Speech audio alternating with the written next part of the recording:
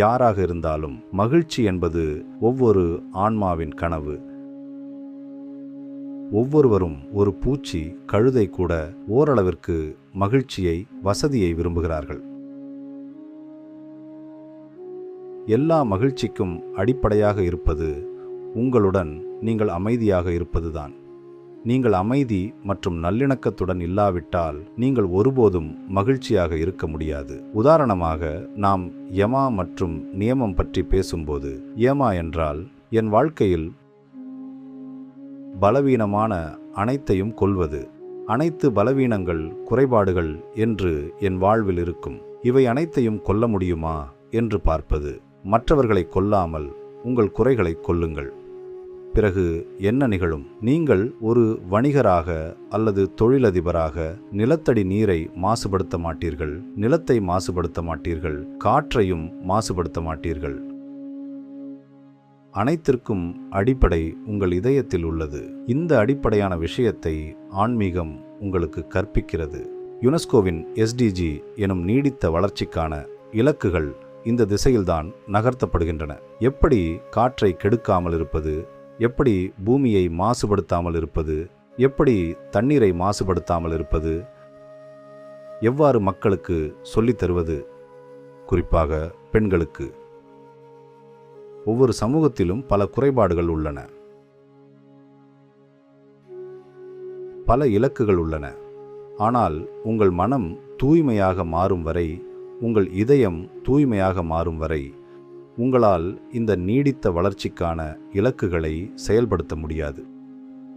அதனால்தான் சொல்லுகிறேன், இந்த தியானம் இல்லாமல், இந்த முராகபா இல்லாமல் நீங்கள் அமைதியை அடைய முடியாது. மேலும் அமைதி இல்லாமல் நல்லிணக்கம் இல்லை, நல்லிணக்கம் இல்லாமல் மகிழ்ச்சி இருக்க முடியாது. எனவே ஆன்மீகம் என்பது அனைவரின் கனவுகளுக்கும் அடிப்படையாகும். நீங்கள் தியானம் செய்து உள்ளார்ந்த அமைதியில் இருக்கும்போது உங்களால் மிகவும் ஆக்கப்பூர்வமாக இருக்க முடியும். உங்களால் படைத்தவருடன் நன்றாக இணைத்து கொள்ள முடியும். அதனால் ஆக்கப்பூர்வமான செயல்பாடுகள் நம் சமூகத்தில் சிறப்பானதாக மாறும். ஆகவே இதற்கு ஆன்மீகமே மூல காரணம். ஆன்மீகத்திலும் நாம் சந்நியாசியாக ஆக வேண்டிய அவசியமோ அல்லது முல்லாவாக மாற வேண்டிய ஒரு பக்கம் மட்டுமேயான தலைகீழான வாழ்க்கை முறை அவசியமில்லை. இரு வாழ்க்கையையும் ஒருங்கிணைக்க வேண்டும். உங்கள் ஆன்மீக வாழ்க்கை பாதிக்கப்படும் அளவுக்கு நாம் லௌகீக அல்லது பௌதிக வாழ்க்கைக்குள் செல்லக்கூடாது. அதேபோல் உங்கள் லௌகீக வாழ்க்கை பாதிக்கப்படும் அளவிற்கு ஆன்மீகத்திற்குள் செல்லக்கூடாது. இந்த இரண்டும் சமமாகவும் ஒருங்கிணைந்ததாகவும் இருக்க வேண்டும். எனவே ஆன்மீகம் என்பது என்னை பொறுத்தவரை ஒரு அற்புதமான விஷயம். நீங்கள் ஒருவரிடம் பேசும்போது நீங்கள் எந்த உணர்வுடன் பேசுகிறீர்கள்? உங்கள் இதயத்தில் அன்பு இருக்கிறதா அல்லது நீங்கள் மற்றவரை கவர விரும்புகிறீர்களா? உரையாடல்களில் முதலில் கூர்ந்து கவனித்து அதற்கு ஏற்றவாறு பதிலளிக்க வேண்டும். மற்றவர் சொல்ல வந்ததை முதலில் சொல்லி முடிக்கும் வரை உங்களுக்கு பொறுமையும் சகிப்புத்தன்மையும் இருக்க வேண்டும். நடுவில் நிறுத்த வேண்டாம். அவரை விட உங்களுக்கு நன்றாக தெரியும் என்று காட்ட முயற்சிக்காதீர்கள். ஏனென்றால் உங்களை விட நன்றாக அறிந்தவர்கள் இன்னும் பலர் உள்ளனர்.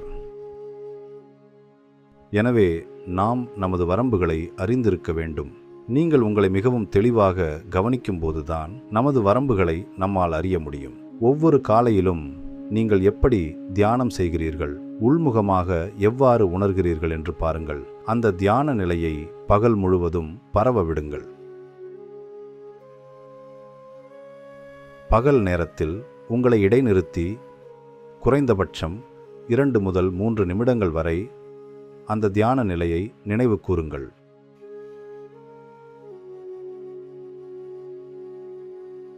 இதைத்தான் நிலையான நினைவு என்கின்றோம். இப்படித்தான் நாம் நம் இதயத்துடன், நமது தியான நிலையுடன், நம்மை படைத்தவருடன் பகலில் பல முறை இணைத்துக் கொள்ள முடியும்.